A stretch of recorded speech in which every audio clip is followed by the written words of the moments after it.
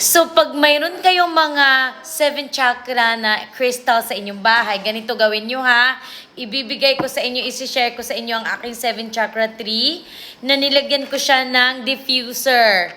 So, lagyan natin to ng aroma. Kahit saan mo siya ilagay, living room, sa genkan. Ayan. Ang ganda ng energy nito kasi mabango pagpasok ng bahay, mabango din sa mga ofuro, ganyan. Ang ganda niya, 'di ba? Dati wala tong 7 chakra. Ito lang mga diffuser stone lang dito.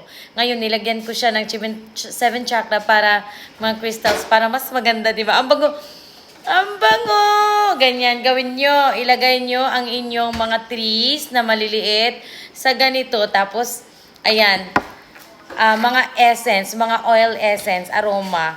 Ang bango nito. Tapos, ilagay na natin to sa ating living room. Yun lang.